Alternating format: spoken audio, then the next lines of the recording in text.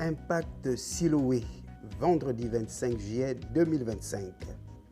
Le sujet du jour, être généreux et préparer l'avenir. Nous vous proposons pour la lecture biblique le livre de Proverbes, le chapitre 11 et le verset 25. L'âme bienfaisante sera rassasiée. Bonjour et bienvenue chers frères et sœurs dans le Seigneur pour ce dernier épisode de notre série sur gérer ses revenus avec sagesse. Aujourd'hui, nous allons parler d'une double clé pour une vie financière bénie et équilibrée. Investir pour l'avenir et rester généreux aujourd'hui.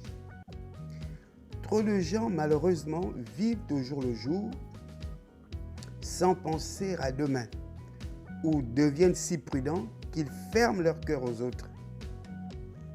Mais la Bible nous enseigne à préparer l'avenir tout en restant une source de bénédiction pour les autres.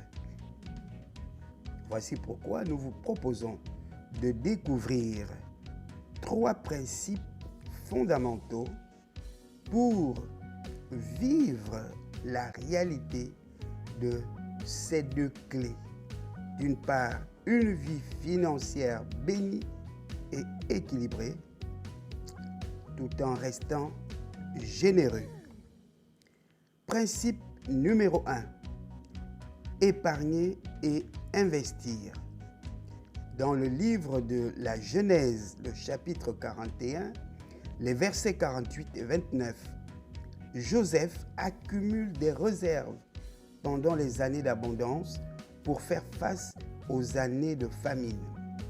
L'épargne et les investissements permettent d'anticiper les imprévus, de préparer la retraite et de financer les projets que Dieu mettra sur votre cœur.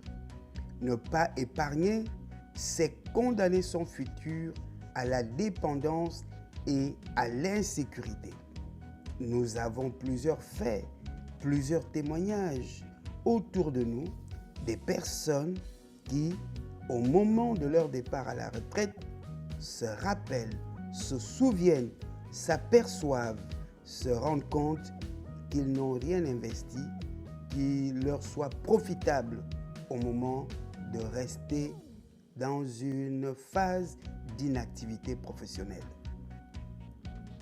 Bien-aimés chers frères et sœurs dans le Seigneur, en tant qu'enfants de Dieu, la sagesse doit nous caractériser.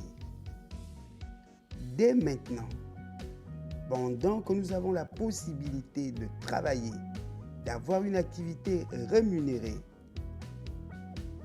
nous avons l'obligation de comprendre que de la même manière qu'il y a un début, la Bible nous parle d'une fin. Voici pourquoi nous vous encourageons à méditer sur le livre de l'Ecclésiaste, le chapitre 3 en entier, où il nous est fait mention des différentes saisons de la vie et que toute chose sous le ciel se réalise en son temps. Un temps pour travailler, un temps pour se reposer à travers la retraite, un temps pour épargner, un temps pour investir, un temps pour épargner. Principe numéro 2. La générosité attire la bénédiction. L'évangile selon Luc, le chapitre 6, le verset 38, nous déclare ce qui suit. Donnez et il vous sera donné. Être généreux ne signifie pas se ruiner, mais garder des mains ouvertes pour donner aux pauvres, soutenir l'Église et être attentif aux besoins de sa famille et de sa communauté. La générosité est une semence qui produit toujours une récolte. Notons-le, la générosité est une semence qui produit toujours une récolte. Alors, bien-aimés, nous sommes encouragés à vivre les yeux ouverts, en regardant tout autour de nous les besoins prioritairement de notre famille, notre épouse, nos enfants, ensuite notre communauté chrétienne. Autour de nous, notre voisinage, mais avant, nos parents et nos amis. Ils ont besoin de notre aide, de notre soutien, parce que c'est tout le sens de la bénédiction que Dieu nous accorde. Béni non pas pour nous exclusivement, mais béni pour être aussi une source de bénédiction. Principe numéro 3. L'équilibre à cultiver. En toute chose, il faut rechercher l'équilibre. Il ne faut pas tomber dans l'avarice sous prétexte d'épargner, ni dilapider son argent sous prétexte d'être généreux. C'est tout le sens de l'enseignement de mercredi dernier qui nous recommandait à élaborer, à établir un budget et à éviter les dettes. Parce que lorsque nous n'avons pas de budget, nous pouvons nous passer pour le Seigneur Jésus lui-même ou bien pour être la Croix-Rouge en dissipant nos biens, en distribuant à tout va tout ce qui est entre nos mains.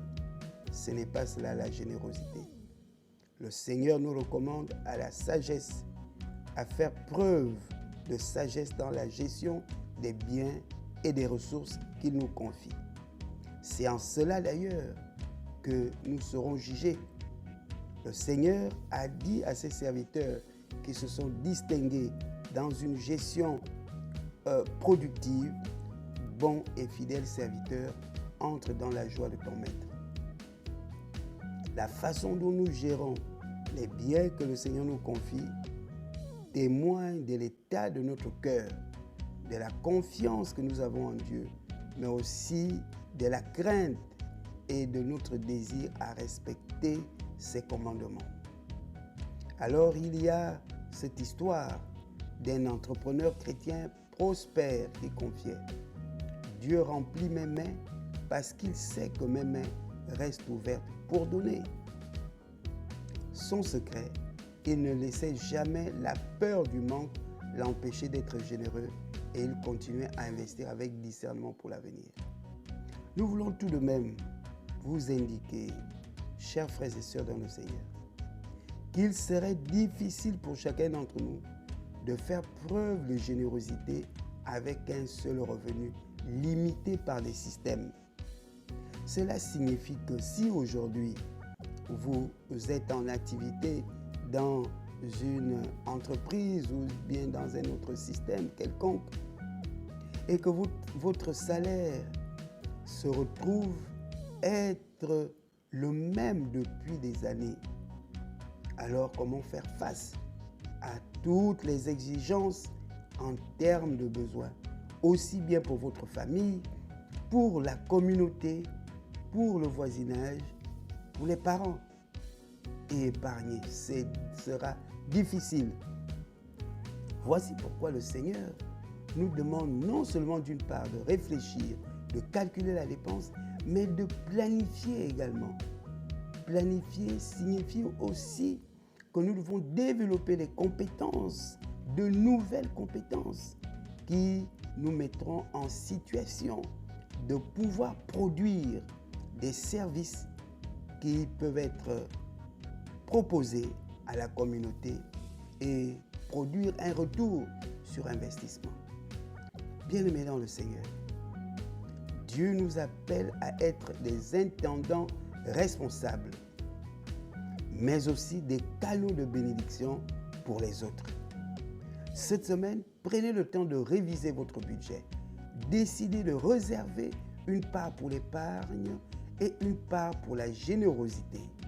Soyez intentionnels dans votre manière d'investir et attentifs aux besoins des autres. Merci d'avoir suivi cette série sur Impact Siloé. Abonnez-vous, partagez ce message avec vos proches. Nous vous donnons rendez-vous pour notre dévotion dominicale ce dimanche 27 juillet 2025 dès 6 heures sur le thème « Pourquoi les chrétiens restent-ils dans la pauvreté ?» Une occasion de réfléchir, prier et recevoir des clés pour sortir de la précarité et marcher dans les promesses de Dieu. Ensuite, ne manquez pas notre atelier interactif « Gérer nos finances selon Dieu » le samedi 2 août. Une formation pratique et biblique pour apprendre à bien gérer vos revenus et bâtir votre avenir avec sagesse selon les principes divins. Vous pouvez d'ores et déjà réserver votre place et découvrir les outils concrets pour transformer votre situation financière et devenir un canal de bénédiction. Bon courage dans vos préparatifs, restez bénis et que la paix du Seigneur vous accompagne.